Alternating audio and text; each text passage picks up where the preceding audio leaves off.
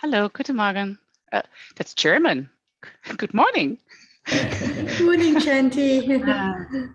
Good afternoon from us. Yes, good afternoon, good evening. Good evening from us, yes. Yeah, that's right. From them, it's good evening. For us, it's afternoon. For you, it's the morning.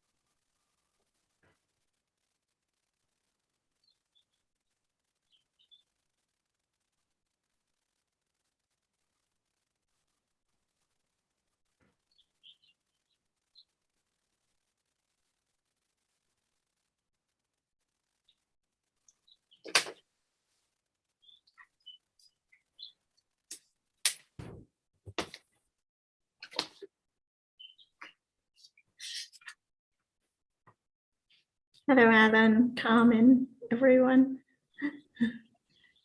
Shanti. Jan, are you here now?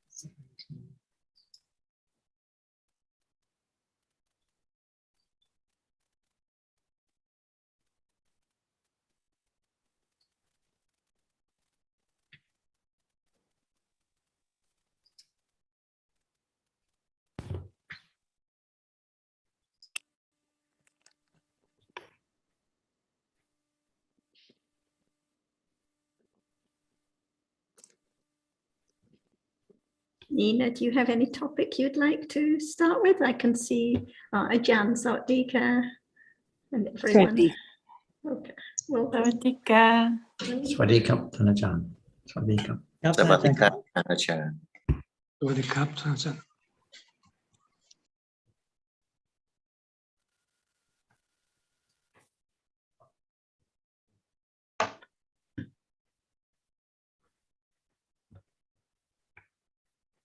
Nina or anyone, would you like to start?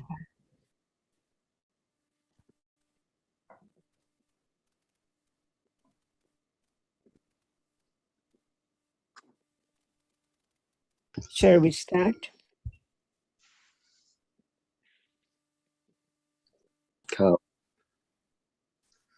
Um, I guess I'll In start. the Eightfold Path, we have 3 factors which are abstentions: right action, right speech, right livelihood.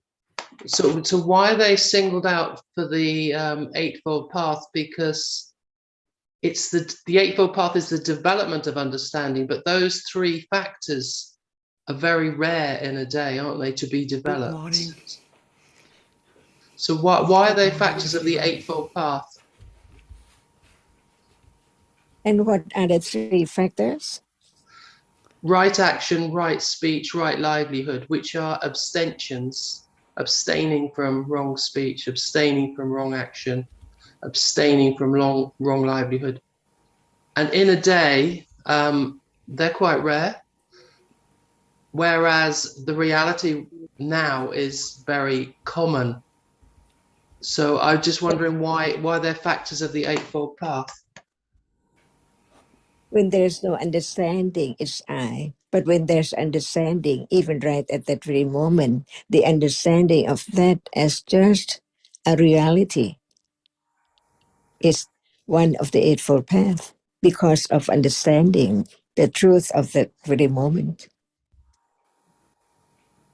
Yes, but why right? Why not just any reality? Why right action, abstaining from wrong action? Why is that a factor? Why not just it's any reality which can be understood as not belonging to someone or somebody? In a day, is there any moment of abstaining from ill deeds, wrong speech? I think it's quite rare because in a day there are many moments of kusala speech, of wholesome speech or speech with attachment, but not abstaining from wrong speech, not abstaining from harsh speech. That's quite rare in a day, that moment.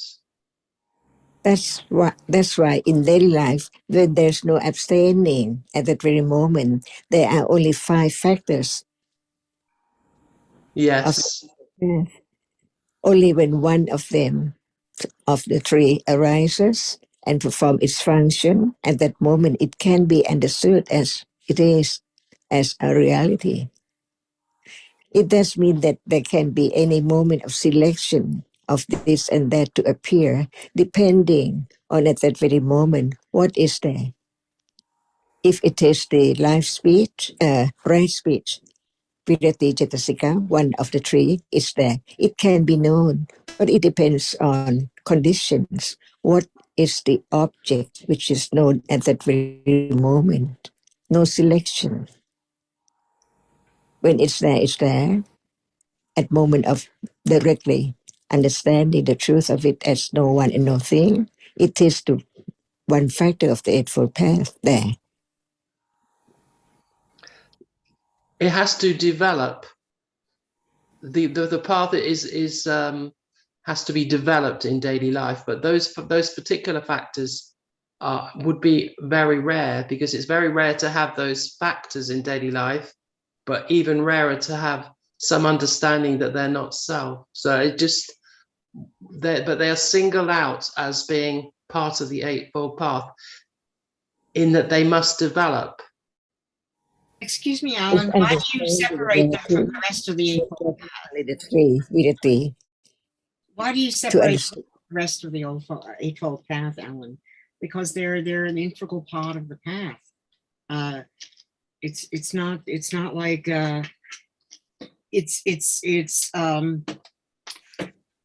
let's say the mental factors have to be there before action actually can take place, right? So these mental factors that have to be developed in order for a sustained right action, or in these cases 3 right actions, to take place.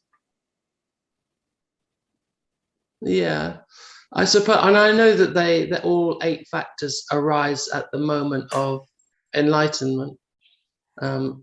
But it's just direct understanding. The eight might arise as well. Yes, it's just I'm just wondering why they were part of the Eightfold Path, because kusala, or wholesome reality, is developed as well, isn't it? And that's much more common. Why do you see them as different from the rest of the Eightfold Path? Well, wholesome reality is much more common, I suppose. It's when you develop something, you can develop an understanding of this reality of this moment kind of easy because it's common. This moment is very common, but abstaining from wrong action, wrong speech, wrong livelihood is very rare in a day, if at all. So it's very difficult to develop those three. Do those three factors have to be developed Path is difficult to do. as separate factors, Alan? No, not separate. It's just any reality can be the object of understanding. Yes, but we're not talking about right speech as the object of understanding, are we? See, what are the 8 path factors? Right understanding, right thinking, right. Yes, but I mean, they're all mental factors, right? That arise yes, they're all, at a yes, they're all moment Chetasi. of wholesome consciousness, Yes. or may arise at a moment of wholesome consciousness. Yes. Yeah. So these 3 that you mentioned, the 3 abstentions, are one kind of wholesomeness. Abstaining from misdeeds, yes, is a kind of wholesomeness, isn't it? Yes, it is. Yeah. So, but doing good deeds is a type of wholesomeness as well. But that's not a factor of the path. Why? In what sense is it not a factor of the path? Well, it's an abstention from a bad deed, not doing a good deed. Doing a good deed isn't one of those factors, is it? Well, we're not talking about actions, about situations, are we? We're talking about mental factors. Yes, yes. So the mental factors that are part of the other mental factors that are part of the Eightfold Path include factors that arise with wholesome conscious moments of consciousness when a good deed is done. Yes, I suppose that's true, actually, that the other, yes, so sati accompanies all wholesome. For example. And yes, maybe right that's effort. Yes, okay, so maybe that's the answer then, that it includes everything anyway, because the wholesome deeds are included in the other factors. Yes, okay. We're talking about a moment of awareness and understanding, or a moment of insight. The path factors that arise or may arise at a moment of awareness or insight. Yes. Starting with panya, for example, right view. Yeah. Yeah. Yeah. Okay. Yeah. Thank you. So as I think Ajahn pointed out, they don't, if there's no abstention, then those particular mental factors don't arise at that moment of wholesome consciousness. No, but it seems rather strange that they arise at the moment of enlightenment, because those things, there's a kind of an abstaining from wrong speech at the moment of enlightenment. Yeah, all 3 arise at a moment of enlightenment, as you mentioned earlier. Yes. So it might seem a bit strange to us, but they're path factors because they do arise at a moment of enlightenment. That's what makes them path factors. So I suppose, that is also the answer then, isn't it? It's because they do arise at the moment of enlightenment. Therefore, they are factors of the path. Yes. Yeah. Okay. But having said that, there are other mental factors also, I believe, that arise at a moment of enlightenment and that are not mentioned as only 8 of the mental factors arising at a moment of enlightenment are mentioned as path factors. Yes, because, for example, I imagine a confidence is is developed as a result of developing understanding. That also develops, isn't it? But it's not a path factor. But it must be there at the moment of enlightenment, or at the moment of, Presumably is, but I Yeah. think we should not. You see, you're approaching it from the point of view that the factors that are path factors are all factors that are to be developed one Say by that one, again? as it were. You are approaching it from the aspect or position that the 8 path factors are all factors that are to be developed. But Right. really, they are just all factors that arise at a moment of awareness or insight. That is what makes them a path factor, not that they are things to be developed. The path is to be developed, but it's not that the individual path factors are to be separately developed in some way. No. It's not one after the other, no. They arise together, yeah. By conditions. But yeah, by conditions they arise. So Yeah. right effort arises by conditions with every moment of wholesome consciousness. Yeah. Okay. Yeah. Thank you. Just a query. No, worth considering, I think. And when you say that they are so very, very rare, but when there's more understanding, for example, more understanding about the harm of unwholesome speech, for example, even a little bit like trying to obtain something for oneself in a sneaky way, or making some joking or sarcastic comment or something like that, aren't there more opportunities for virity with understanding that what akusala is, and seeing the value of abstaining as a Dhamma to be wholesome and to be developed.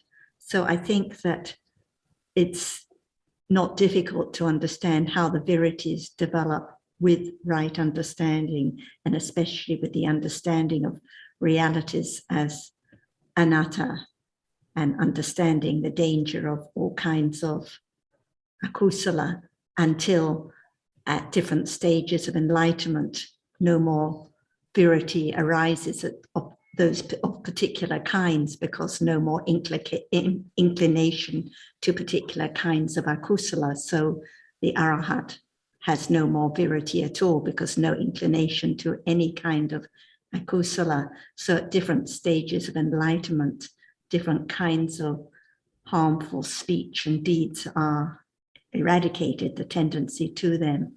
So the virity, development of the different virity cetasikas is very much tied up with the path and the development of understanding and the eradication of different kinds of kilesa. Right. So I think, as you say, there are many levels of abstaining from wrong speech or wrong action, and it can be just sneakily. Common, it can be more common in daily life, just.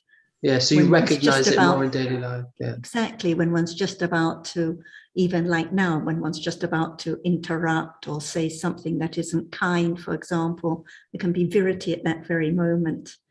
Or when one's about to do some act that isn't kind or helpful, there can be abstaining at those moments. So I think with understanding, there are more opportunities. Well, the opportunities all day for virity so often, but there's more understanding of when it arises, and more understanding of what is kusala, what is akusala, different realities that are not self. Yes, okay, yeah, that's good. So I don't think it's so rare like you suggested. But Sarah, isn't virity abstention from lying, stealing, killing, etc.? But even not just from, for example, the Sotapanna will never lie or steal, but there's still the inclination to gossip or say something unkind. So other kinds of unwholesome speech. So there can And that still is- be And that is virati. still virati, abstaining from any kind of unwholesome speech of any kind Right. or deed. So that's why only the Arahat has no more virati under any circumstances, because no more akusala at all. So even when the kinds of unwholesome speech are not of the degree of lying or so serious, but just a little bit of frivolous speech or joking that is unkind, there can be abstaining at those moments. And when it's with understanding of Dhamma, it is virati. So what does it mean for Sotapanna to be perfect in Sila? It means no more inclination or no more behavior such as the killing, stealing, lying, and so on, that can bring about rebirth in an unwholesome, a woeful plane. So no more akusala karma of that kind that can bring about those results. So still inclinations to joke or gossip or and so on, but it's not of the degree that can bring about results like that. And Just akusala dhammas. and when a monk refrains from receiving food in a wrong way, it's the instance of the right livelihood, right? The virati, which is the right livelihood. Right, it's a good example. It can be for a layperson in their livelihood or for a monk in the course of their life as a monk, that moment of when there is the opportunity to or thought about accepting something inappropriate like food at the wrong time of day, and there's the abstaining at that moment. It is virati. No killing or stealing involved, but it's still virati at that moment of abstaining from akusala.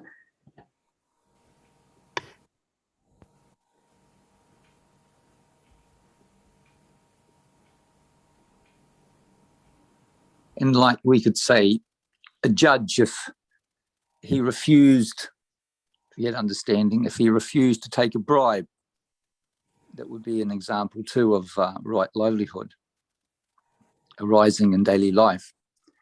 So I'm inclined to agree with you, Sarah, too. I think it can be relatively common, especially in these COVID times, because there are a lot of people getting pretty fired up about restrictions and all sorts of things and speaking in all sorts of ways.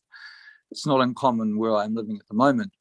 So it's always good reminders about different levels of restraint or abstentions that can just become very common and go by unnoticed by so many people because they're not fortunate enough to hear about the Dhamma and consider it carefully and see the dangers of harmful speech or certainly action also that can lead to not very pleasant places.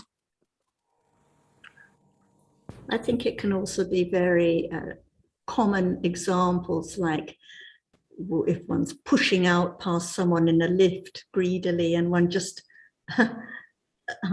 holds back and lets the other go first. There can be virati at those moments, just little examples. Yeah, it's a good example. Or when one's eating one's meal and instead of just taking everything first, but lets the other help themselves first, just examples of just abstaining from actions with akusala. So I think virati is common.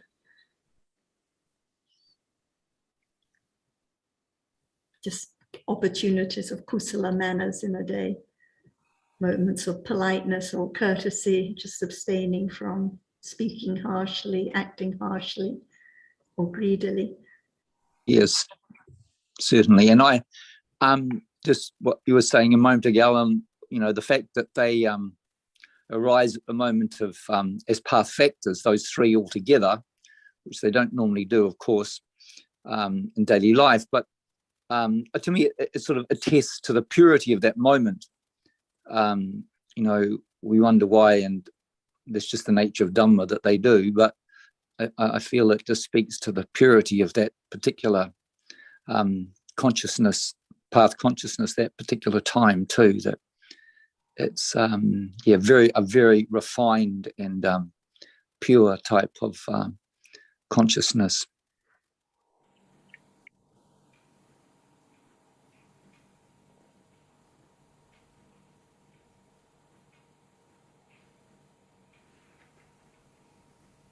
And as Ajahn stressed, only when it arises can it be understood as just a reality, not my virity or the monk's virity or anyone's virity. It's just a wholesome mental factor that can be developed, is developed with understanding.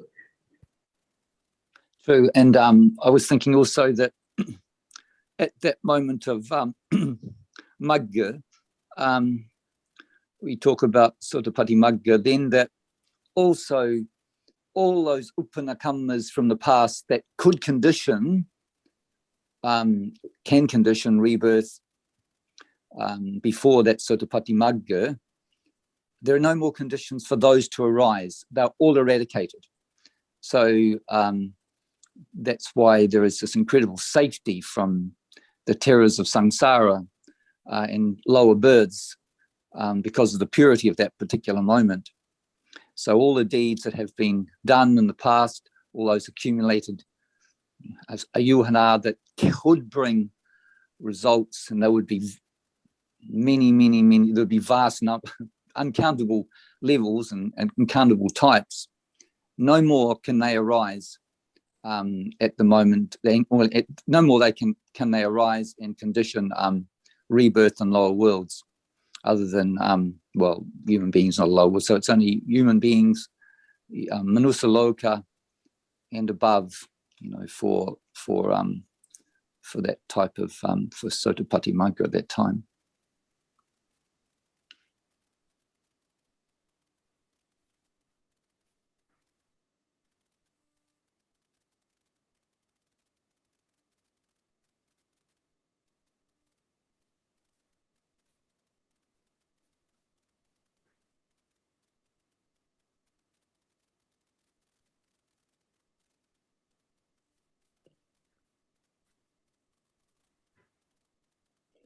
Is there virati now?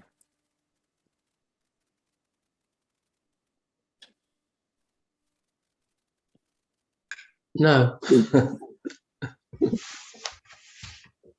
So, if there is the lying and the misconduct, can it be the way or the path leading to understanding the truth?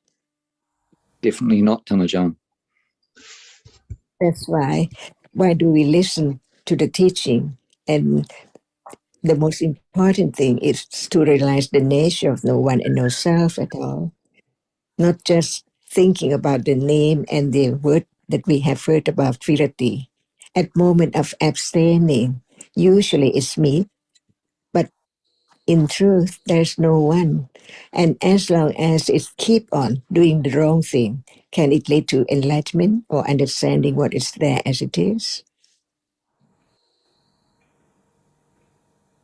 That's why it has to go together with the development of understanding. But as long as the person hasn't realized the truth as no self at level of Sotapanna, there are conditions for the deeds and speech. Because the clinging to the idea of self is so strong. That's why to understand how much the life go on with more virati or less, depending on right understanding. So it's the path leading to enlightenment because it understands what is dangerous and what is beneficial. That's why, what about the vitaka? See, it's one factor. As vitaka is one factor, what about the virati? Daily life, sila is there. The reality which experiences an object has to be sila, the kusala sila or akusala sila or apayakata sila. No one, but the way the accumulation of ignorance and right understanding is there, enough to condition what is there, wrong or right, speech and deeds. Without it, can all the factors leading to enlightenment?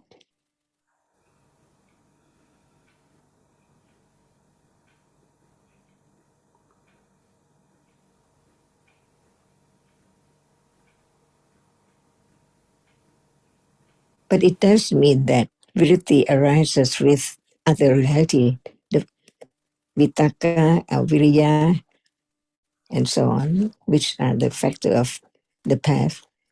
5 usually. The 5 has to be there. All 5 arise together. But the virati, depending on time and condition and object. But it's developed better and better because of understanding of the path, seeing the danger of ignorance and a kusala moment. Even so, only Sotapanna can eradicate just the lie and that we know. Killing, stealing, perfect in 5 silas. But there must be more, because sila is the behavior of chitta and chittasika.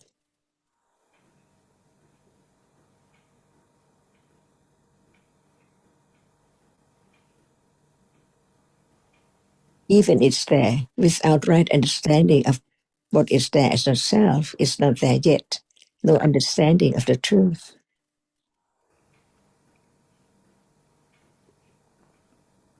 The factor of right understanding, when one just lie all the time and still and keep on and on, how can there be the elimination of akusala and attachment to the idea of self?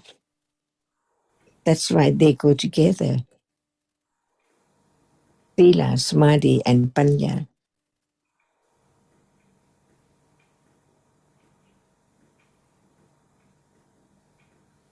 Even there's no virati at that moment, it is sila. Kusala is sila. But at moment when it's there and no understanding of it as not self, it cannot be, no letting go at all.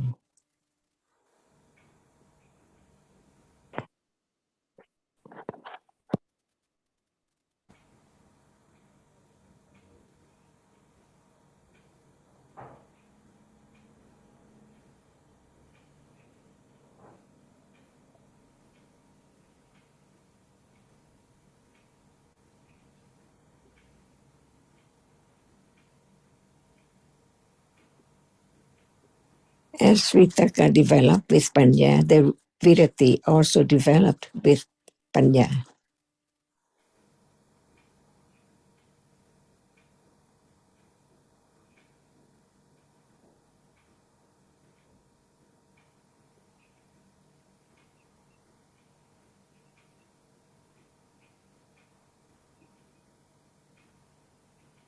And at moment of akusala is the Virati all day, see? And at moment of kusala, it depends on whether it's time for virati to arise and abstain or not. For example, at moment of metta, no need to have virati. But when the object is there, as it can be object of killing, and virati arises, it abstain at that moment, no self and no one.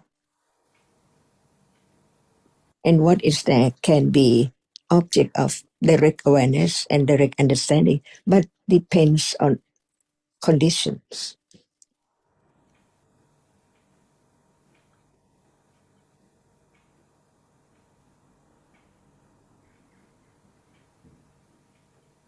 There can be some moment when there is the abstaining from wrong speech or hard or not pleasant words or speech at all.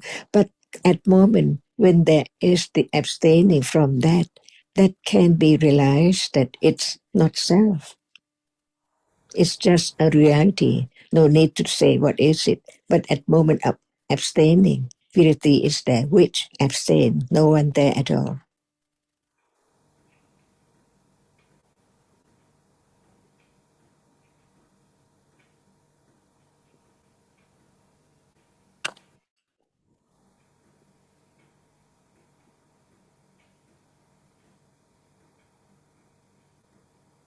Does anyone like to add something more?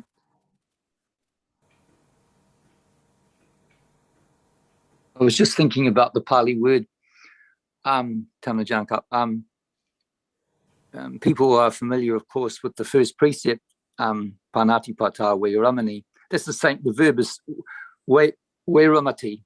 So it's the non-indulging or the non-taking up of the akusala, whether it's with whatever level of akusala it is, when I think of the precept. So Vairati, the rati is the the partaking in or the taking up of that level of akusala, whatever it may be. So there is way or the not in this case. That prefix pronounced we does not always mean not. Sometimes it does.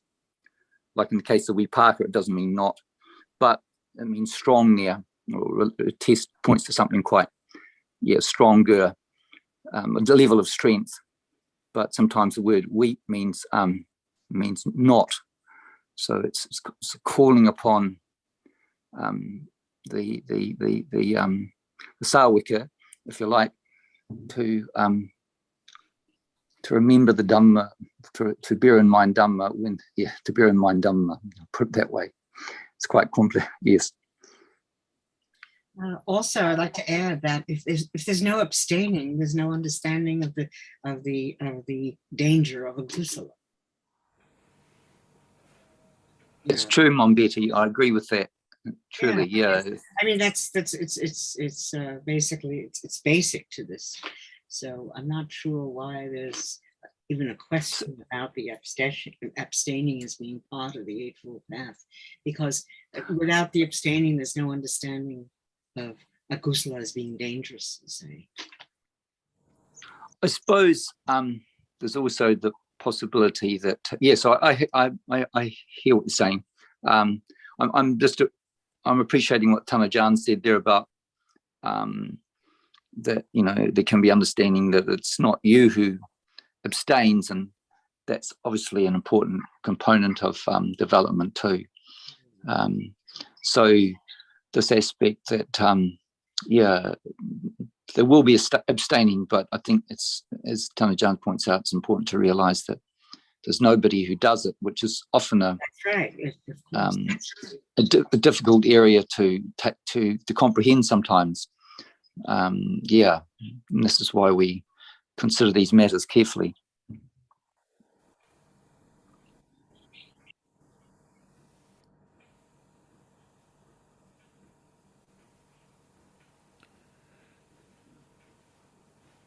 And that is a moment of thinking about virati and so on. But what about the truth of this very moment? It can lead to the moment of understanding, at moment of abstaining, that is there as no one at all, no self and no one.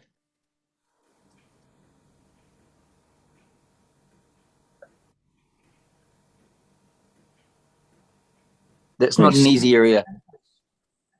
I was just going to say, Tanajan, it's not always an easy area to understand, because I know that I was just reading a post in the Dhamma study group before I came online, and there was, I believe it was Phil talking about this level of abstention where the Buddha, for example, I did remember what he talked about, where the Buddha once said, you know, rather than perform a kusala, even if you have to clench your fists to restrain, that is preferable than allowing the akusala, the strong level of akusala to arise. And we know the Bodhisattva too said, you know, he said he's not going to get up from this place and until he attains enlightenment.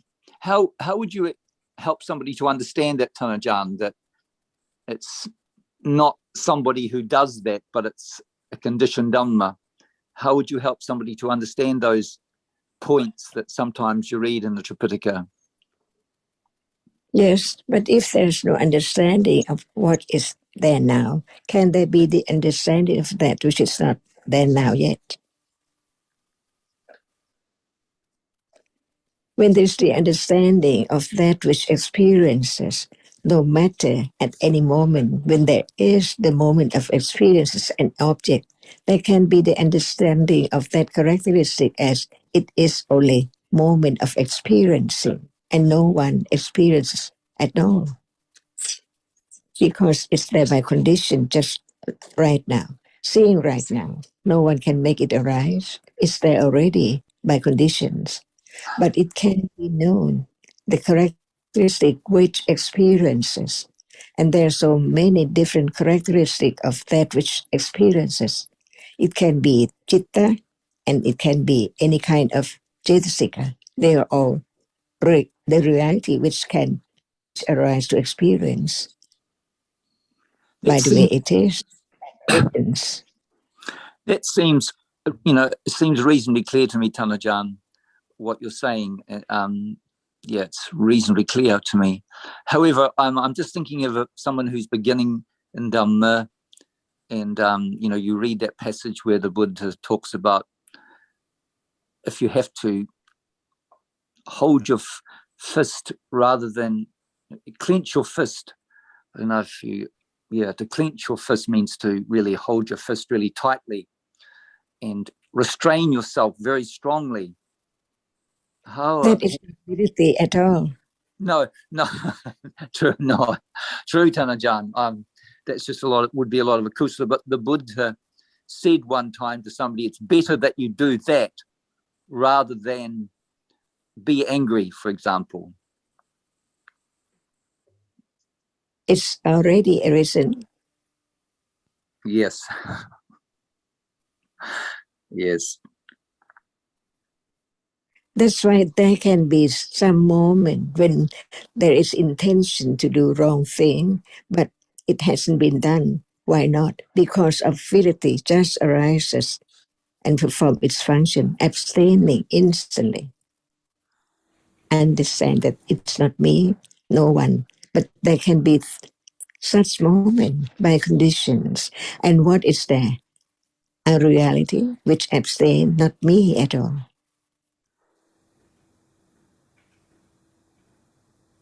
There can be such situations sometime. It's there, going to do something wrong, but it hasn't been done as one thing to do. Why not? Because of Virti Cetasika just arise instantly, perform its function of abstaining. But it's still me as long as there's understanding of Virti as it's just a reality at that very moment. So we can That's probably say, Tanajan, right now. Can we say that sometimes there can be strong levels, many moments of very strong level of akusala, and there can arise amongst all that akusala some level of kusala to enable that restraint, which may well be kusala virati. Can we say that, Tanajan? And what are the three viritis? Abstaining from body, speech, action, and my right. Well, virati, only. action, speech, and livelihood. Mm-hmm. it cannot stop akusala, but that irradiates and irritates its moment when it's there, not saying or not doing as it's going to be done.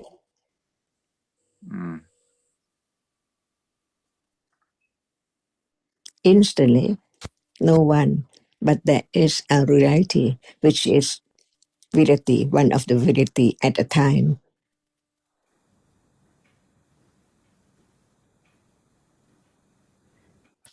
And there may be, Sundara, as you say, there may be the inclination to speak or act harshly, and then moments of virity, restraint, and then there may be speaking harshly or acting harshly anyway, different moments, different citas, because all are anatta. And I think in the other examples you gave, like the clenched teeth, I think it is, these are descriptions of different ways of behavior, but what we know is even at those times, like we might say conventionally, okay, hold your breath and count to 10 if you're about to say something wrong.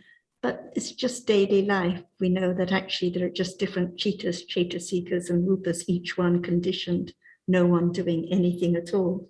So it just depends how we read these examples in daily life. True. Yeah, true. No one who can restrain, no one who can count to 10, no one who can clench their teeth, but just different realities, different moments. Kusala and akusala sila.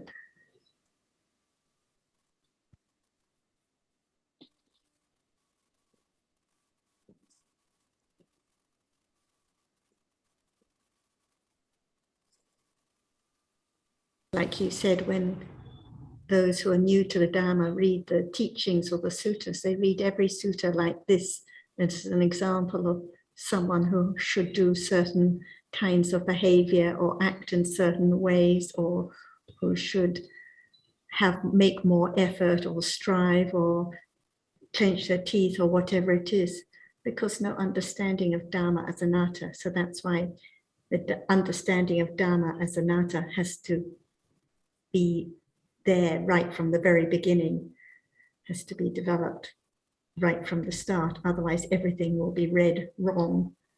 Everything will be understood wrongly. And virity is a good example, because it's so easy to think, I should abstain from speaking this way or acting this way, but no one there, just different kusala and akusala dhammas arising by conditions. But the more understanding, the more the danger of akusala is seen for what it is, and the benefit of kusala is understood for what it is. That's why understanding is the leader of the path. That's a good point.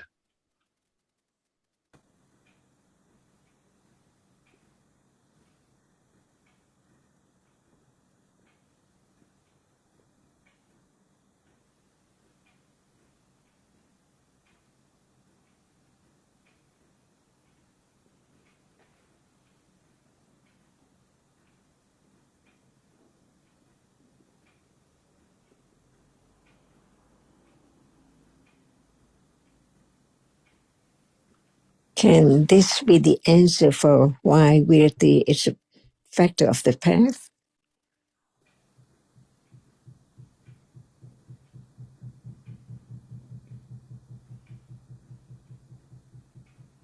I think it's a good point that Ellen brought up, and I don't think it's always clear. I can't say it's totally clear. It's clearer to me now, Tanajan, a little bit clearer. Yeah, it makes sense to me that it's like that. And sometimes, for me, I just I have a lot of confidence in the Dhamma, and the more I consider it, and look at many different aspects of it or triangulate it, I always, if something doesn't quite fit at this point in time, that's okay. I trust that that has its place, and in time it will become clearer. I don't think we all have to understand everything totally clearly theoretically first, but it makes sense to me that it would be like that. Imagine without the three virities, what would be in the world? Pretty crazy. Well, it's like that anyway. Wrong deeds and speech. And can that be the path to realize the truth? No, it's dangerous. Yeah, it's easy to forget, but it is dangerous. People get sometimes very self-righteous. And that can be very dangerous. That's why it's very subtle to understand about the path too.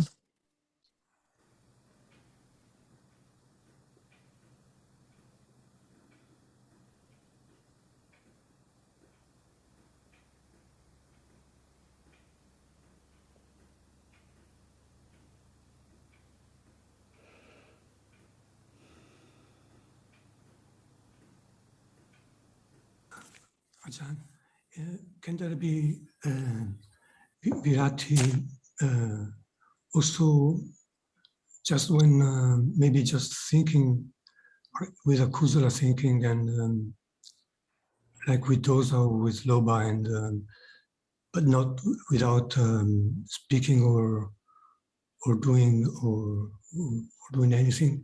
Can there be virati then to abstain from that thinking, only thinking, or it must be with doing and speaking? When the deeds and speech are wrong, it means that the kilesa is so very strong, so strong enough to such and such to perform such and such action and speech. See, so how can that lead to the understanding? Sometimes, not always the time, depending on conditions. When we think about Angulimala, see, killing, but what about the understanding and the other wholesome Makha or the path in the past as condition to understand when it's time to hear the truth of what is there?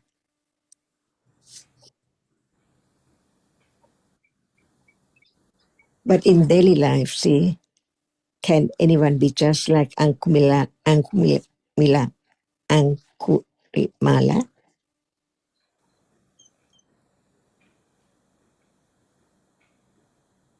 See, right understanding has to be the first one, and it conditioned the right vitaka, not lead to other object, but to what has been heard and what is there as it is, little by little. And that conditioned the wholesome citta, but sometimes no one can stop the wholesome moment. But when it's not done yet, it's not as strong as it has been done. And it is the obstacle. When we are used to such and such manners in life, it's conditioned to think more about akusala. See, that's why it cannot understand the truth as well when the condition is not strong enough. No expectation, because no one knows the accumulation of the wholesome and unwholesome realities in the past, but shouldn't be heedless or careless. The last word before the Buddha died, what did he say about heedlessness or careless? See? Just develop the understanding of what is there as a reality is the only way to understand the truth of no one there at all. Even thinking right now, who knows it is not me who is thinking.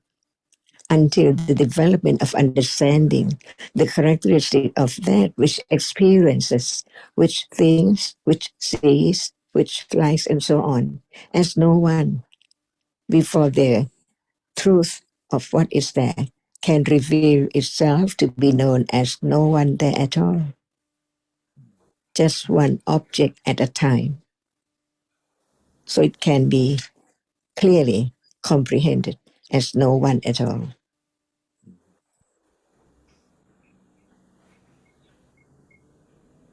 So the Nama, Rupa, Paricheta Jnana, see, just the characteristic which is not self because it arises to experience an object. It sees, it hears at that very moment, no other thing in it at all, no other thing around, only one reality at a time to be known clearly. And it's not this moment, but it can be one day when there is the understanding of seeing right now. It's the reality which experiences to be accustomed to the nature which arises to see now already conditioned. Seeing is there. Not anything which sees no one and nothing at all. Only that which can impinge on the eye base. And if this is not begun to be known little by little, how can there be the clear understanding of what is there? So natural. Ignorance is there. And when it's understanding, it begins to have attention on that object. So it conditioned the moment of wisely considering the truth little by little. And this is the most important thing in this life or any life. The understanding of the truth of that which experiences different object from moment to moment, unknown until it's known, little by little.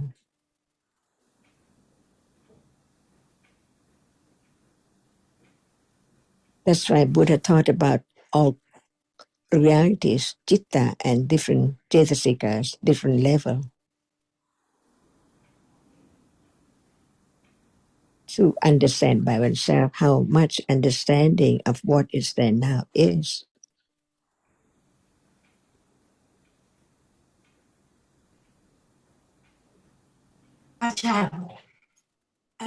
Alan thought that the abstaining is not so common in daily life, but I think that akusala thoughts are very common in daily life. So we have so many things bragging about good things that we do or comparing with other people. And then, as Jonathan said, don't change anything, but it can be realized as only a Dhamma, and at that moment there is already abstaining, I think. No way, and no one. Only now, how much understanding developed little by little, so very gradually, until the moment when it's there by condition, unexpectedly. This is the way to understand how subtle the path is, to understand the anothernness of even moment of developing right understanding of what is there. From word to word, from time to time, by conditions. This is the way to understand what is meant by letting go, by conditions, no one there at all. Thinking about how and where is conditioned by self, I, all the time. But no where and no one. What is there now is conditioned. Just to understand that there are two different kinds of reality. The reality which arises to experience. It cannot just be like that which cannot experience at all. It has to, because it's nature, it's Dhamma, it's element, not one, but different kinds of elements, see? No one can change the characteristic or the truth of the element at all. That's why even thinking is the moment of a reality which does not see, does not hear, but it thinks. It's conditioned to think this way or that way from moment to moment about this, about that, and so on. But the understanding can begin from hearing and considering what is there in life from moment of birth to death. No one at all. Without the conditioned reality arise to experience, can there be anyone? Without that which arises by condition but cannot experience, there cannot be table and things in the world and anything at all. So the truth is that no matter what is there, it's conditioned to arise just to be the way it is.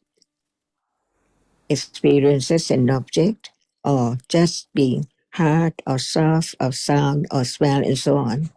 And this is what is there in life. Each life depending on conditions.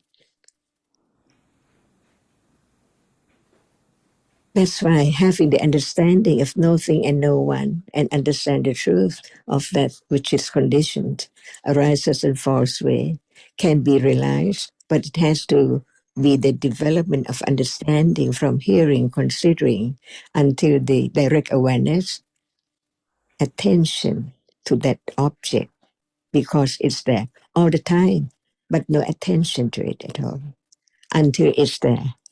And it can be a moment of just thinking about it in a day, like a moment of taking a bath. See, it's cool, or it's hot, or it's warm, just there.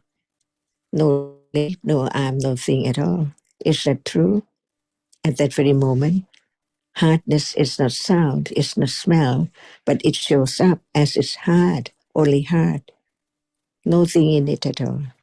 Even it's so very subtle and not many moments at all, few moments, but it is the beginning. Without that very moment, right understanding cannot develop higher, stronger, enough to let go the idea of something, soap, or whatever is there.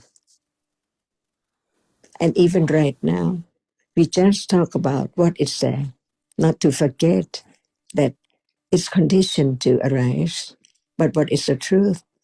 The experiencing sees that which is the object impinge on the eye base. Otherwise, seeing cannot arise at all. And there are other conditions too. For just one moment of experiencing an object, just very natural, no one there.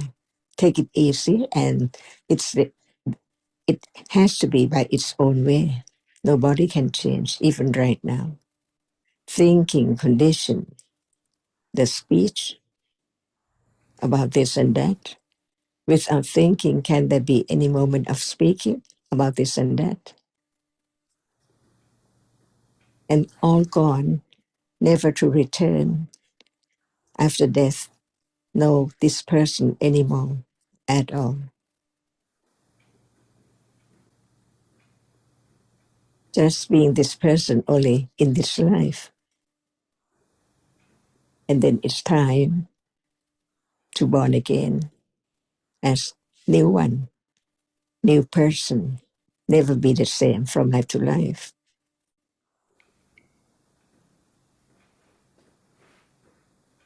And what condition that next person? What are there now and other life in the past too? Who knows how Dhamma works? From moment to moment, accumulated tendencies for that and that by conditions, which can be known at moment of speaking or doing.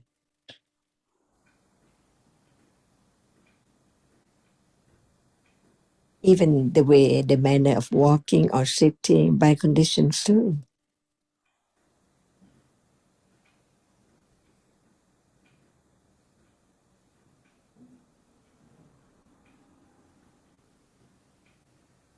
The best thing is just feeling, considering, thinking in the right way.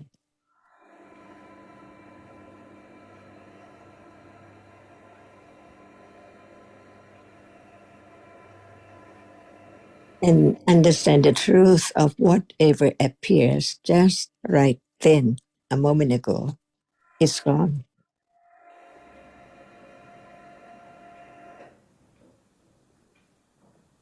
And there can be the idea, what's that? That is something. When there is that, and thinking about what's that, it's just sound arising and falling away, no more. And hearing just hears and then no more. From moment to moment.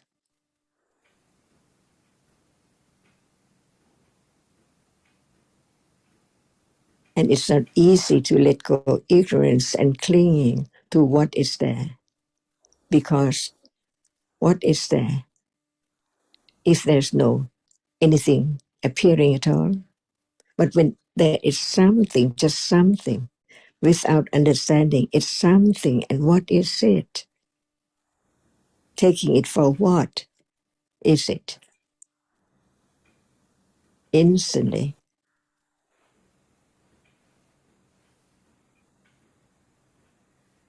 That's right. The characteristic which is not self, just being conditioned, arising to experience an object from moment to moment is there.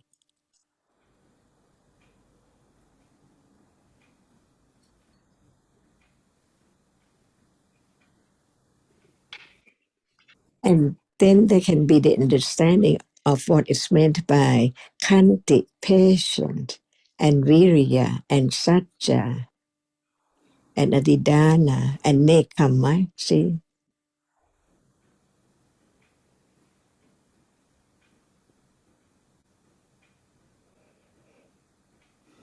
Otherwise, there cannot be letting go, wrong understanding, ignorance, and attachment to that which is no more, never to be found after it has fallen away.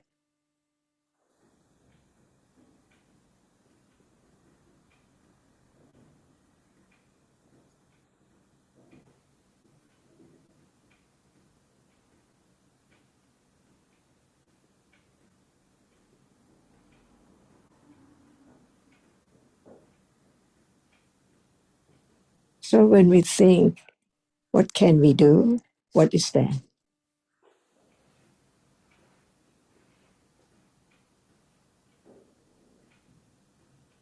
Or I do, what is that? The truth is the truth.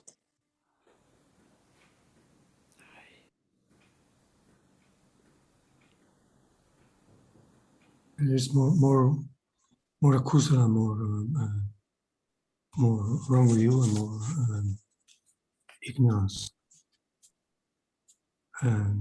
trying to understand what by the trying to understand with ignorance and the wrong view about things and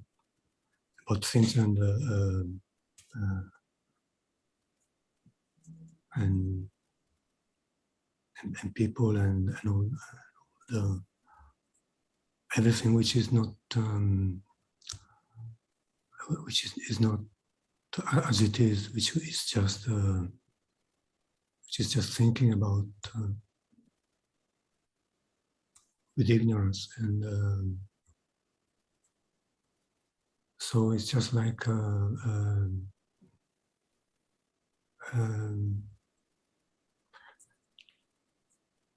it's like just wrong, the wrong way, the wrong path. I think too, I appreciate what you said. Oh, sorry, you keep going, Alberto.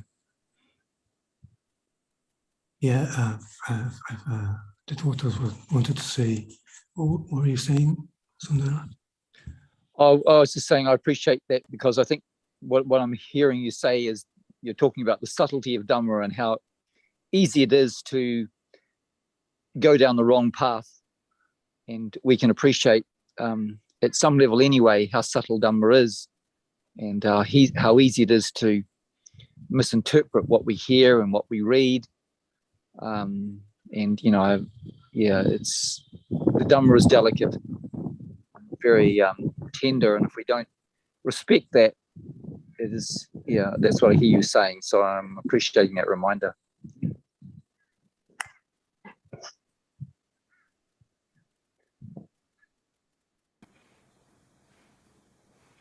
Yeah, because ignorance is there, and if it's not known, it's maybe it's mistaken for something else. Like yeah, it's just it's just a matter of listening to the good friend and the one that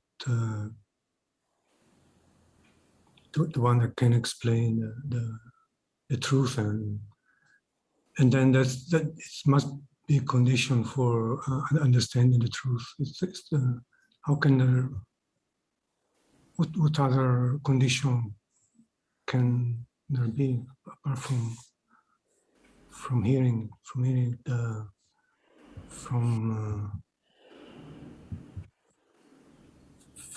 the hearing the truth from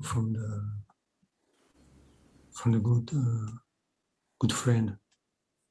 It's true, and I'm thinking of the word upasaka and upasaka, of course.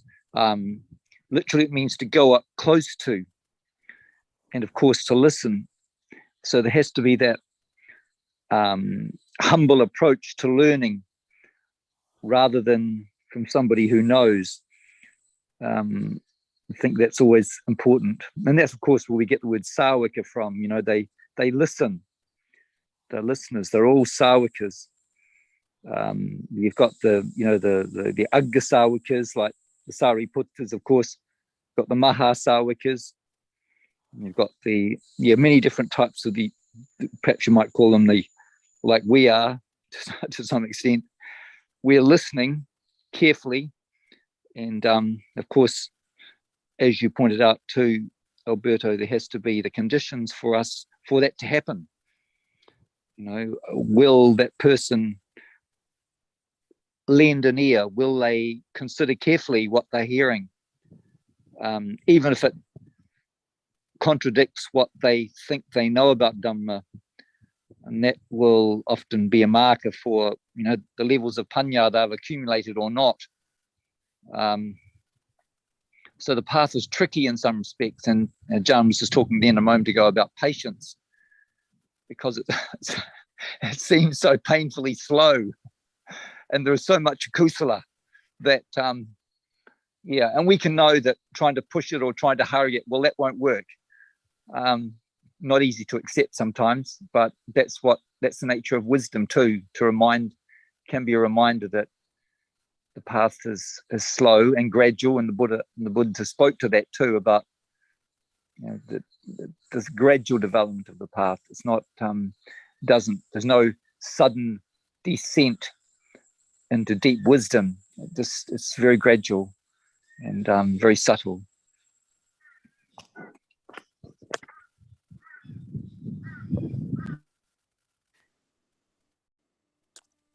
And to try to is motivated by ignorance, the idea of self, but the understanding that Buddha told us about what citta arises with viriya.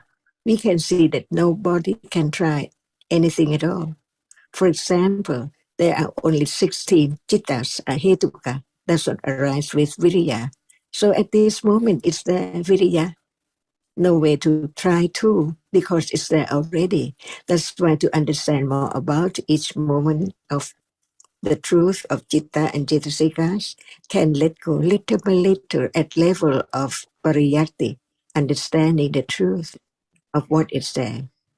That seeing experiences object instantly, no need to try to see at all, and so on.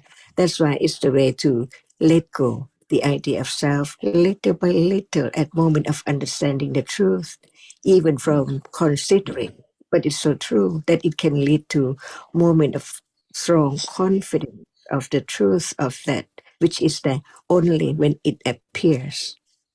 Even at moment when it appears, not just the one single reality, but there are nimitta of that only one, from one to one by nimitta, the arising and falling way. so very, very rapidly. That's why we understand that no way to do anything at all. This is the way realities are, by conditions. And that understanding can let go the idea of trying to do anything. But there can be sati, right awareness of what is there, as we have understood from hearing and considering about its truth. At this moment of no attention to the characteristic which appears, that is not sati. But when it's there, no one there, it's conditioned instantly, directly, understanding that object as little as it's there, a reality is there. But more moments to develop the letting go of the idea of self, because understanding the nature which experiences and that which cannot experience. For example, while taking a bath, it's cold or warm or whatever, and what is taken for soap and on, appears as just heat or cold. Only that. It's the beginning of no other thing there at all. By conditions, no matter when, eating, walking, drinking, anytime. So there can be more confidence of the anotherness of what is there. By conditions, instantly pop up. But the popping up is not clear. That's why what is there is experienced, is not well enough to understand its truth until it develops on and on. At moment of understanding, it let go ignorance and clinging. At that very moment, little by little.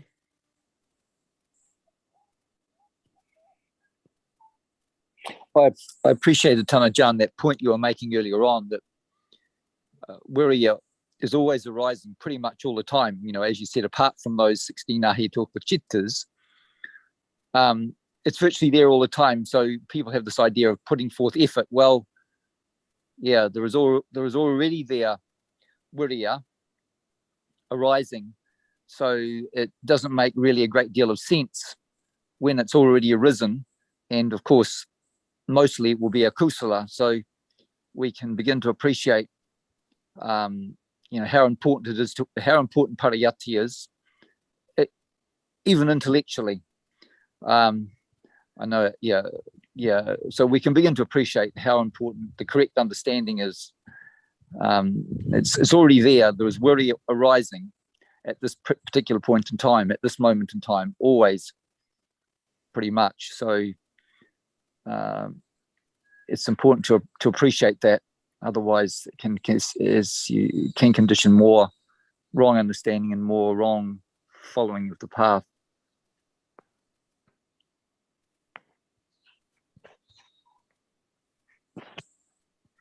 I'd like to just elaborate a little bit more for friends like Chanti and Jyotika, because it may not be quite clear what is Ahituka and so on.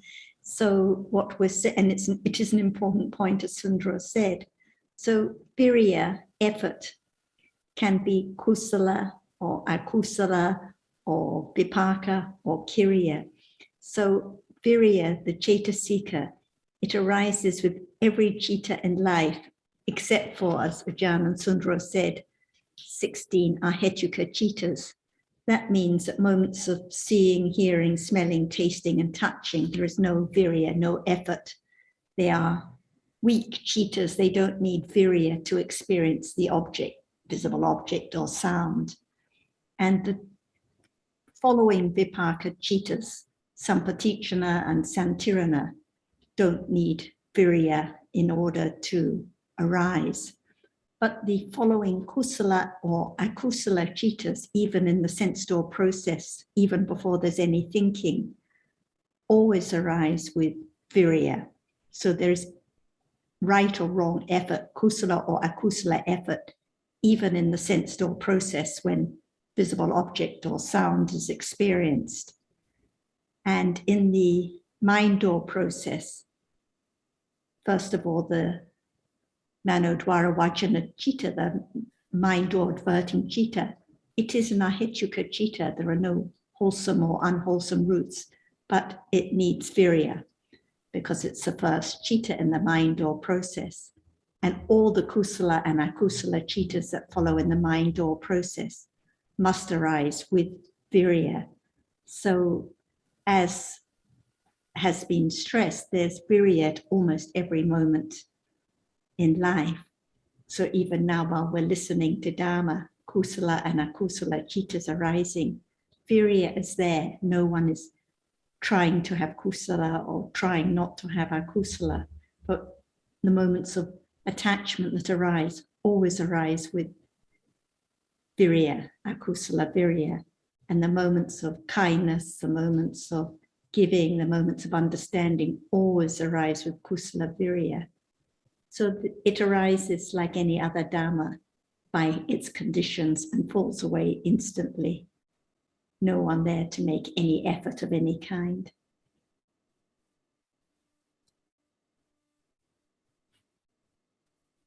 Is there anything else that we've been discussing that isn't clear, Jyotika or Chanti or anyone else who's a little bit newer to these discussions? It's not about today, but you just mentioned ahetu and hetu, and this is for me a very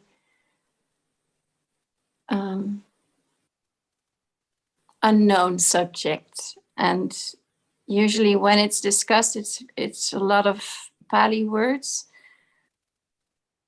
I've heard a lot said about it, but maybe you can make it very simple as to what it means in this moment.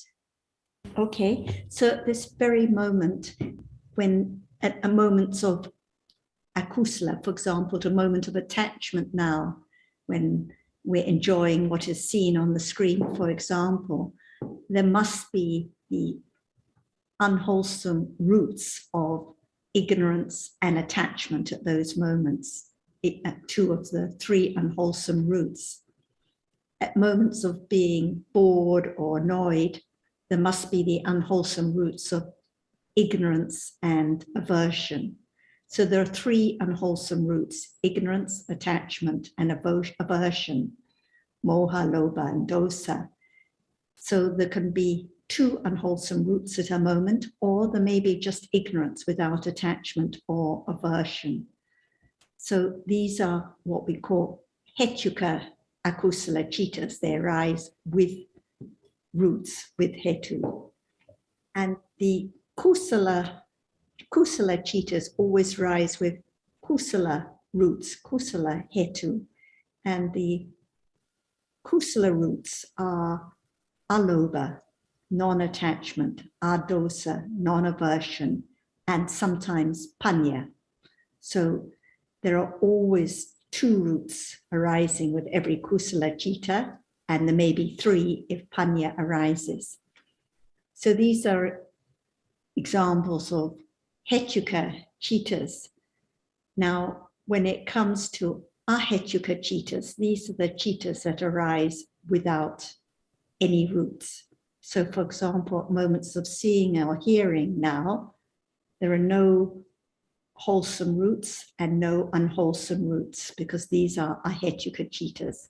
No aversion, no ignorance, no non-aversion, no understanding at these moments of seeing and hearing. So altogether there are 18 ahetuka chittas.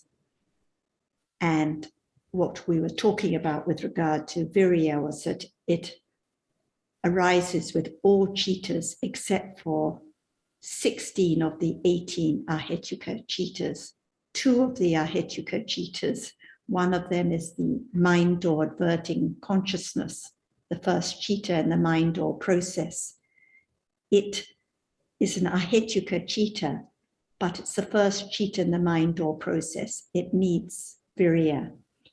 And the other ahetuka chitta that has virya is the smiling consciousness of the Buddha, which we don't need to be concerned about, of the Arahant, which we don't need to be concerned about. So in daily life, the chittas that arise now are either hetuka with root or ahetuka without roots. Is that a little bit clearer?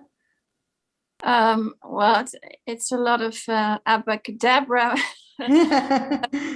for the now meaning of it. Isn't it just a way of grouping the cetasikas which are arising right now? Yes, it's referring to those citas which arise now, accompanied by those particular, some of those particular 6 cetasikas, which are hetu, which are roots. 3 akusala, 3 kusala. Of course, they cannot arise at the same moment. So some citas always arise with those cetasikas, and some citas never arise with those cetasikas. Some arise with 1, some with 2, some with 3. So by studying this, for example, could I then know that if in this moment there's awareness of 1 cetasika, then by theoretical understanding, I could know that there are more because they come together or something like this. So I don't quite understand the use of this, knowing this ahetuka or not, and all the numbers you're associating with it. Well, for example, when we were talking about virya, and because usually people have an idea of making an effort or doing something, but understanding that virya is a cetasika that arises with all kusala and akusala citas, for example, gives one an idea of how it is conditioned to arise at almost every moment in life. And it's so anatta. No one can stop akusala virya arising now at a moment of lobha, for example, or no one can make kusala virya arise if there isn't any kusala citta at this moment. So it just shows how anatta these different cetasikas like virya are. And just referring to some citas as being with roots and some without is just a way of differentiating. But if we talk about, for example, the nature of virya, it's a way to understand how virya is there at this very moment, as soon as seeing, hearing, smelling, tasting, touching, and the other vipaka citas have fallen away. There is virya even in the sense store process, even at this moment of seeing. So it's nothing to do with the idea we have of making an effort.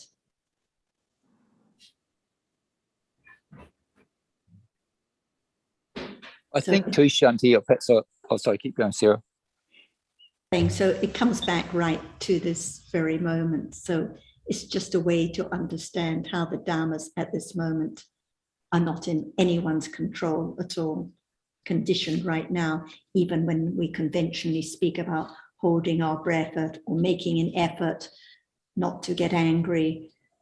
Actually, each moment, each citta is conditioned, and the virya that arises with it is conditioned too. That's all. Carry on, Sam. Thank you. Yeah, that was just the point that I was going to make. It talks the. Or just to perhaps go over the word hetu. Just mean hetu by itself just means root, or cause, or a reason. That word. When we put a on front of it, we do that in English sometimes too. It just means not or no, and the k at the end just means it's possessed of. So ahetu or hetus. As Sarah pointed out, there are six hetus, lobha, dosa, moha. The 3 of the akusala hetus. Then you've got alobha, adosa, and amoha. Amoha sometimes is also translated as what's the same as panya cetasika. So it is somewhat, look, I sympathize because it can be somewhat confusing, and I wouldn't overly be concerned about it, but it just means hetu just means a cause or a reason. and there has to be causes and reasons for everything. So it points to the conditionality of everything. There are always reasons for whatever reality, like the reality that appears now. There must be causes and reasons for it. If there weren't those causes and reasons, which are the hetus, those realities wouldn't arise. It's not about us and about people. It's about just the conditionality of things, which we mistakenly confuse for places and shoes and plants and all that kind of stuff. They all have causes and reasons for their arising. All these the moments of experiencing the reality that experiences, it must have a cause or a hetu for it to arise. So yeah, it's very helpful. I find it very helpful to try and put these together to get some sense of it, and that understanding too can help us understand. Just points to that's the way things are. The conditionality. There's no body in there. There's no person. There's not. That's I find helpful. It's a slow process, but as Ajahn was pointing to before, we need to be patient, and asking the questions you do are helpful, because those little words, it just points to the fact there must be a cause for something to arise, which is a hetu. In Thai, I remember Ajahn often used to say, head pun. What is the cause? What is the cause? What is the result? There must be causes and results. If there's going to be a cause, it'll be a condition for something else. There'll be results. There are always causes and results. So it's a cycle in a way of cause and effect, and they are underpinned by these hetus, these reasons, or these causes. It can be translated in different ways. It's not so important, but translation. Well, it's very nice to hear these different words, because it starts to live now. Thank you, Sundara. Is it then also maybe Yes. a similar for conditions? Yeah, that's interesting. Yeah, some of these words are very similar. Pachya, again, because the 24 pachyas, they start with hetu pachya, the six hetus. So they are similar. It's very similar. It means pachya is usually translated as condition, whereas hetu is usually translated as cause. And then we always, like in any language, like your own language, you always have to look at the context of that word and how it appears and what relationship to other words. And it's not always possible to have. There are many words that are very, very close. You know, virtually sometimes almost that we say very close in meaning to one another. But you look at the context in which that appears, and that slowly becomes a little bit clearer. It's like any language, you know, we gradually build up a profile of language, and then we learn to associate and put those words, you know, like sometimes you listen to children speaking, and it sounds very strange, but they're attempting in the beginning to put the language together so it makes sense. But that's a slow process, dealing with all these different concepts. And that's what these words are. They're different concepts that represent different aspects of Dhamma.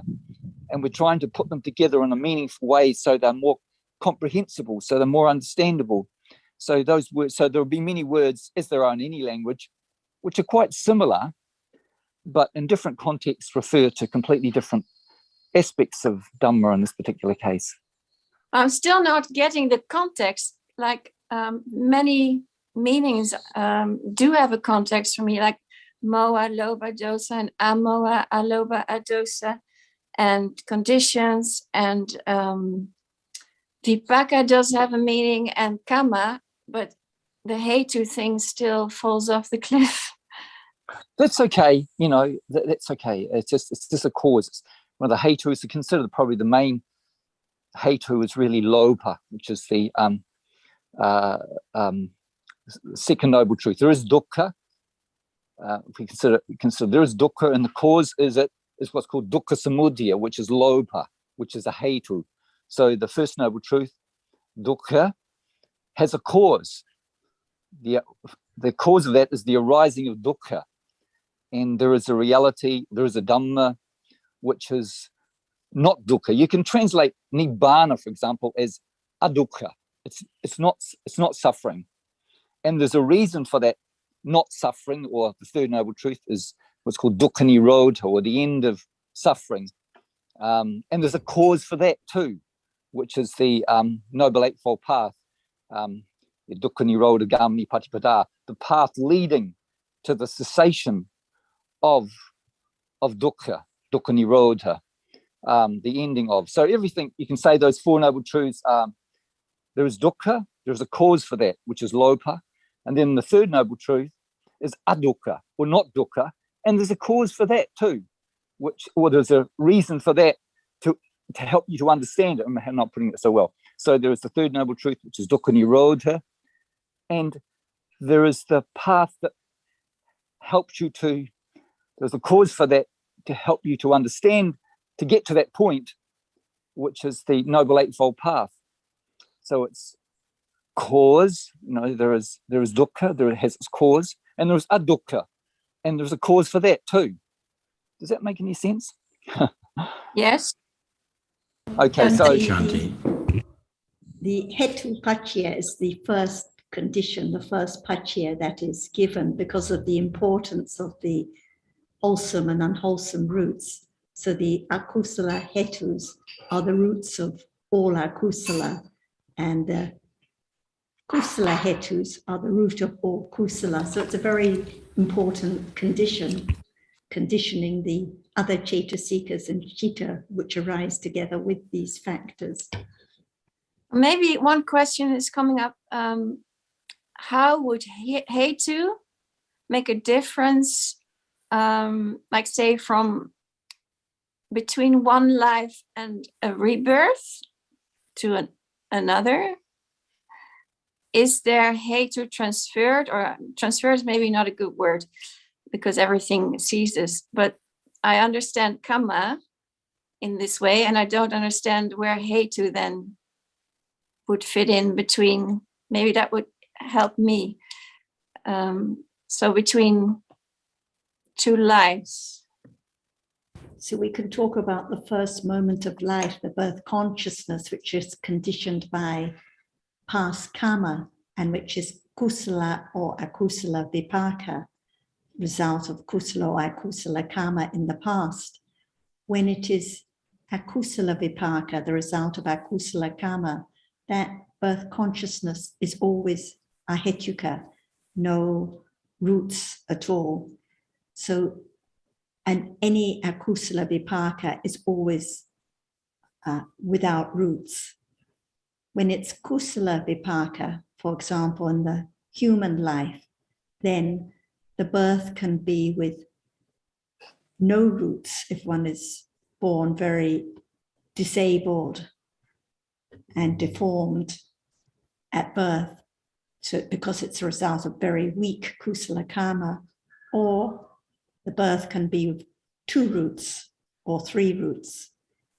2 roots means no panya as a root, and in that case, impossible to become enlightened, for example, develop insight and become enlightened. 3 roots with panya, we don't know, we can't say, it doesn't matter whether 2 or 3 roots, but even the vipaka from the first moment of birth is determined by the past karma, and that will determine the number of roots and will affect life, will affect, for example, the ability to develop understanding in the life. Oh, that makes it very much So it clearer. has an impact right from the very beginning. So the karma does condition the roots. If we're talking about the results of karma, the vipaka chittas, and not all vipaka chittas, like seeing, hearing, are vipaka chittas, but they are always rootless. But if we're talking about, for example, the birth consciousness and the bhavanga chittas during life, whether they have roots or not depends on the past karma. Yes. Oh, So, yes, that happens. Yeah. every chitta, every reality is conditioned in different ways. So karma is one condition, hetu is another condition, many different conditions. I think thank you very Jonathan's much. about to say something.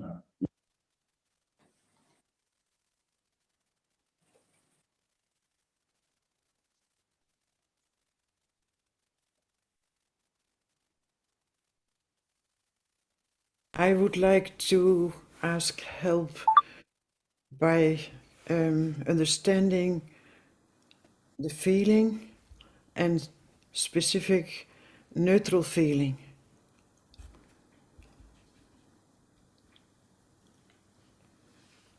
Neutral feeling is called, am I understandable? Can you hear me? Yes, we can hear you, Jyotika. Ah. Carry on. A neutral feeling is called upekkha. Yes. But there is also other upekkha. There is also upekkha from, for example, from the Brahma Viharas. And Different meanings of upekkha. Yes. There is a difference in, and I cannot get it right. It's the same word upekkha, but completely different meanings. So if we're talking about the Brahma Vihara, the equanimity, this is always a wholesome factor that with beings as an object. But if we're talking about the Vedana, upekkha Vedana, it's just referring to neutral feelings. So right now, if there's not pleasant feeling or unpleasant feeling, there's neutral feeling, but it may be with ignorance. Usually it's with ignorance. So nothing to do with the Brahma Vihara. Actually, there are many different meanings of upekkha. So this is one, these are different meanings, yes. So it's a very different meaning. Yes, completely different meaning, not to be confused at all. The first upekkha we called is like a mental state. Yes, even when it's Vedana, any Vedana is a mental state. But when we're talking about the upekkha Vedana, it's a kind of Vedana. Whereas when we're talking about the upekkha, the Brahma Vihara, it's referring to the Tattramajatata, the equanimity. Actually, there is equanimity, the wholesome factor arising with all Sogana chittas, any wholesome chittas. But when we're talking about the Brahma Vihara, it's the one which arises with beings as the object in particular. But when we're talking about Vedana, it can be kusala or akusala, the neutral feeling. And Jan would ask you, what about now? What is the feeling now at this moment? Pleasant feeling, unpleasant feeling, or neutral feeling? I feel unpleasant. Unpleasant feeling. So when it's unpleasant feeling, the neutral feeling cannot be known. And it's not as obvious as pleasant feeling or unpleasant feeling. But so much of the day when one's just looking out of the window or just looking at the ground or the wall, or so many moments of is it the same as not neutral feeling with ignorance? Yes. Is it the same as not knowing that the feeling is, because I find it very difficult to know when is there neutral feeling. Right. So most of the time there's no knowing. It's with ignorance. It is not pleasant, it's not unpleasant. So it's not pleasant, it's not unpleasant. Right. It's neutral. Yes. But Anyway, usually it's unknown, not known at all. The pleasant feeling or the unpleasant feeling, especially if they're strong, are more apparent. But the neutral feeling is not so apparent. But it arises so commonly. Like, for example, whenever there is ignorance without attachment or without aversion, it arises with neutral feeling, never with pleasant feeling or unpleasant feeling. And so much of the day there is just ignorance. But when I feel very quiet, very good, quiet. But then it is, in fact, it is good feeling. Pleasant feeling with attachment most of the time, yes. Pleasant feeling with attachment, yeah. It can be neutral feeling with attachment when it's just very, very slight attachment, but usually it's pleasant feeling. Even like one feels so tranquil and so comfortable and everything is just sabai, as they say in Thai, just everything is just kind of okay and just right and peaceful. Attachment with pleasant feeling most of the time. But that's, yeah, then it is also different, but or it is the other upekkha, the very calm, very, when there is no attachment and no dosa. When it's a moment of kusala, for example, when it's a moment of kindness or a moment of understanding, then at those moments there must be equanimity. Yeah. At those moments with the kusala citta. Yeah. And when, for example, at moments of kindness, thinking of the other's welfare, that is when there is the upekkha. Yeah. Equanimity. And I have another question about the lobha is accompanied with good feeling, huh? Usually. With it can be feeling. When it's very, very slight lobha, it can be with neutral feeling, but usually with pleasant feeling. It's neutral. Yes. But it is so tricky, I think. When lobha... And the main point again is that they are just different moments with different kinds of Vedana, but none of them belong to me, not my pleasant feeling, not my unpleasant feeling, not my equanimity or kindness, just different dharmas arising and falling away and changing so rapidly all the time. One moment pleasant feeling, one moment unpleasant feeling, different moments, all of no consequence whatsoever. We find feeling so important, always looking or trying to have pleasant feeling by eating pleasant food or enjoying pleasant visible objects. But actually what we look for has already gone and the pleasant feeling is gone instantly. So it's of no refuge, no significance at all. No, but on the other hand, it is the conditioning for craving. It's conditioning. More craving, and it always arises with restlessness, or it's always disturbed. Yeah, but if there is no awareness, or if we do not know the feeling, then it is very easy that we go on with the craving. And even when it's understood, still there is more and more craving because it's conditioned, not in my control, no one who can stop it. So only understanding leads out of the trap of clinging endlessly lifetime to lifetime. But it has to be the understanding from the beginning that it's just a dharma that's conditioned, not my craving that I should stop or try not to have. That's the really dangerous trap, the wrong path of thinking I should stop it or try not to have it. Because it's the opposite of understanding. It's another kind of craving, trying not to have it. That's the old one. Traps everywhere. And just getting back to upekkha for a moment, Jyotika. Yeah. In the context of the feeling, upekkha vedana, we have to say neutral feeling. Yeah. In other words, upekkha there has an adjectival kind of context, so it's qualifying the term feeling. It has another. It has an adjectival usage, adjective. Upekkha vedana, it is neutral feeling. Yeah. Neutral feeling is not just upekkha, it is upekkha vedana.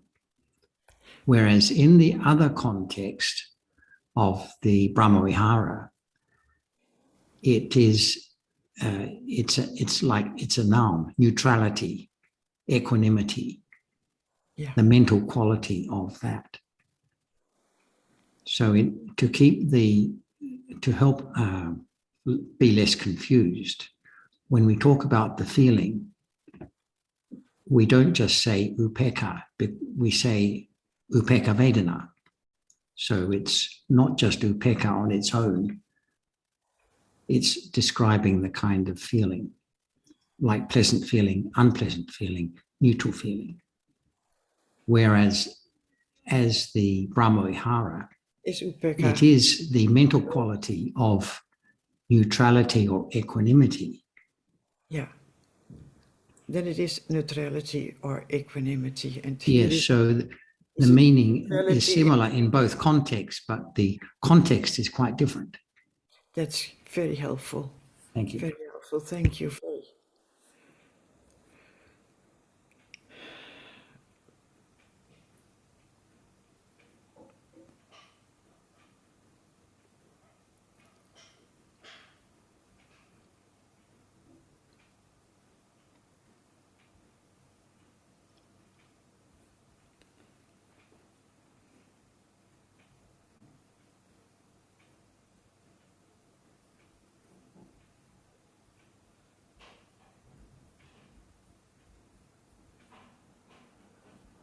Hello, Kusara and everyone. I would like to have a question, but that kind of long. Hi, Anli. Can you hear me now? Yes, go ahead. We can hear you. Yeah, kind of long. So, yeah, I would like to start with understanding. So, yes, we are talking about a lot about understanding that develops and on it goes, of course, and that eventually that kind of understanding will lead to the heart. But for example, I would like to mention I'm thinking of some other kinds of understanding. For example, in the conventional daily life, we need to have skills, right? Like, for example, cooking or arranging flowers or keeping health, for example. So then we also say that there are some other kinds of intellectual understanding. Of course, it's not have nothing to do with the heart factor, but because I tend to think that those skills, for example, we are professional cookers or something, those skills also requires understanding, require intellectual understanding, of course. So yes, it seems to me that besides the Dhamma understanding of the reality, according to what the Buddha said, also other kinds of intellectual understanding. And so suppose that there are some other intellectual understanding besides Dhamma understanding.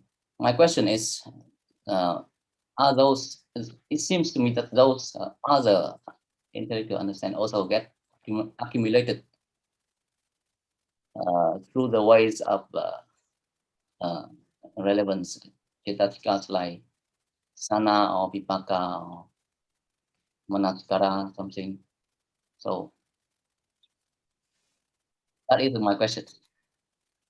First, it has two points. First, I think that there are some other kind of understanding, intellectual understanding besides Dhamma understanding. And second, it seems that those other kinds of intellectual understanding also get accumulated, because the realities behind those understandings must be some kind of cetasika.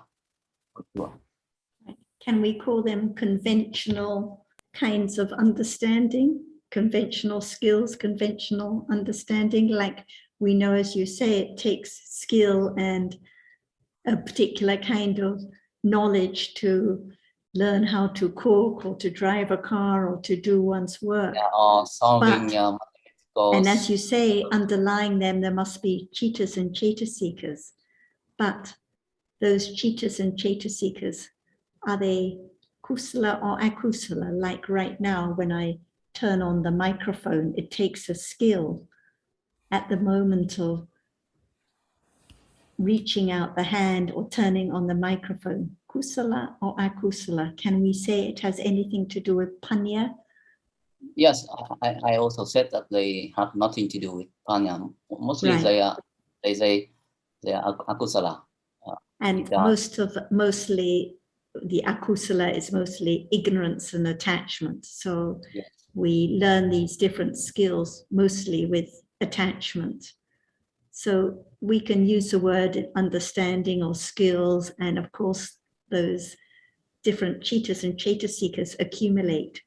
But the difference is that when we're talking about the right intellectual understanding or any level of understanding in the Dhamma, we're talking about panya cetasika.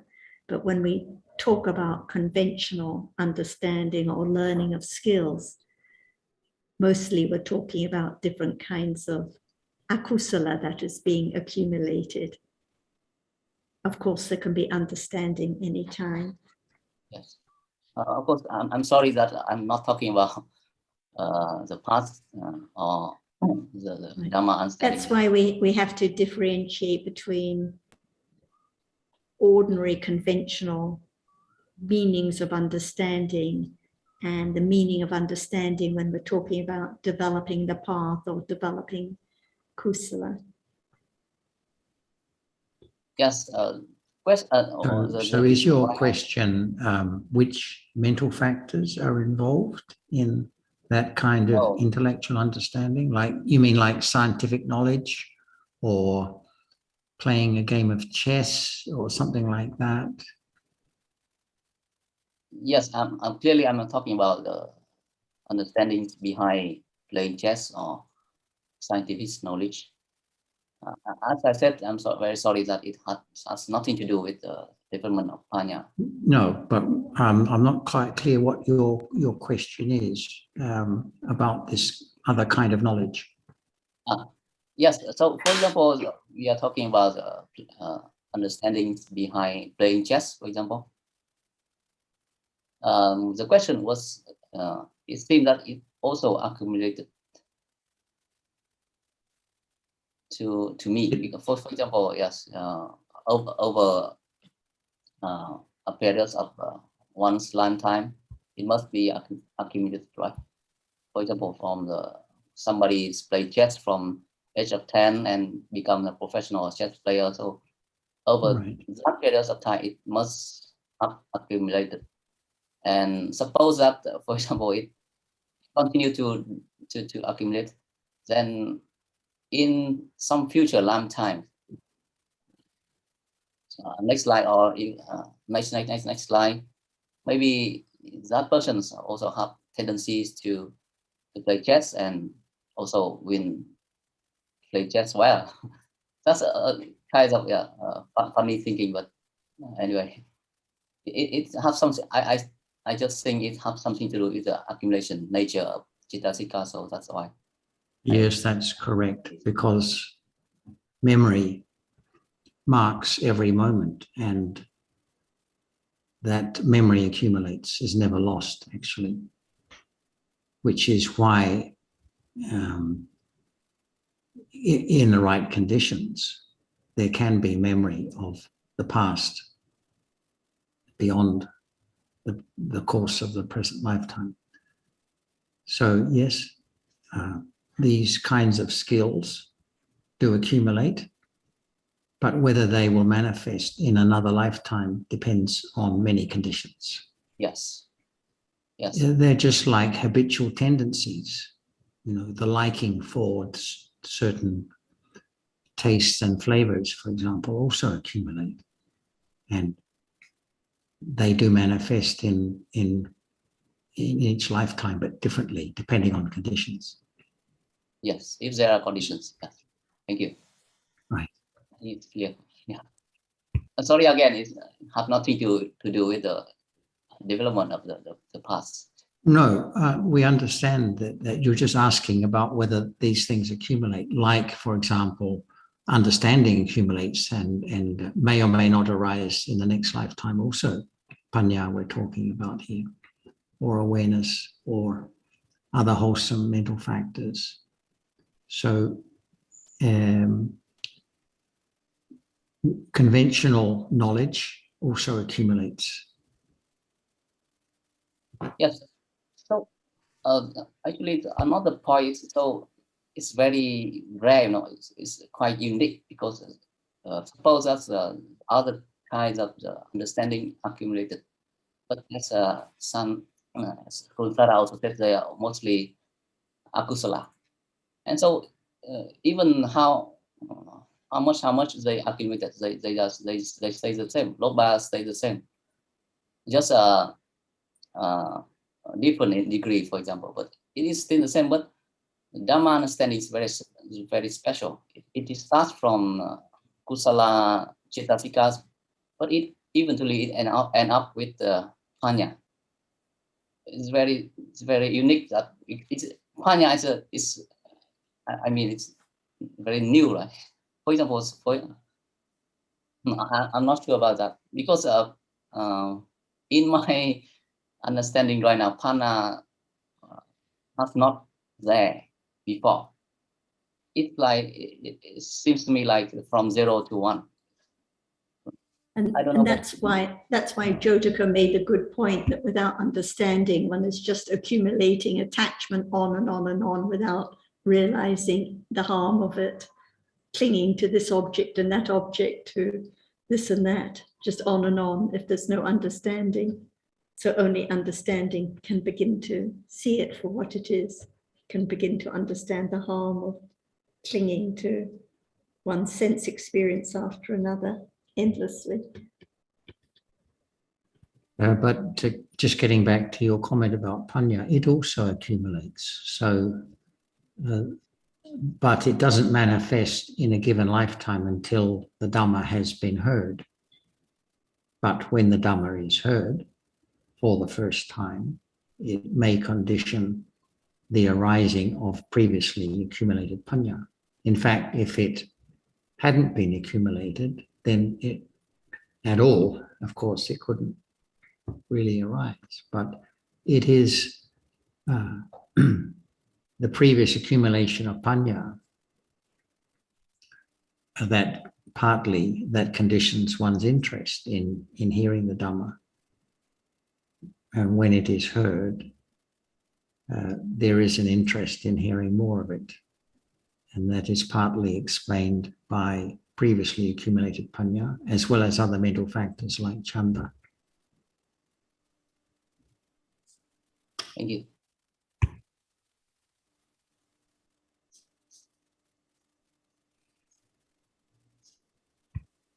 I'm interested to know why you say it seems like panya is from zero, starts from zero in the present lifetime.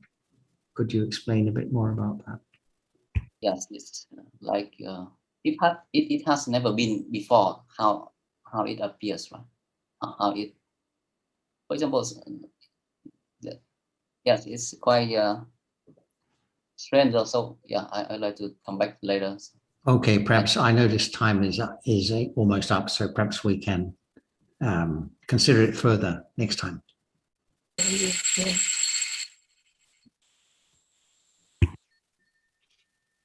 ค่ะ สวัสดีค่ะ สวัสดีค่ะ สวัสดีครับท่านอาจารย์ Thank you very much.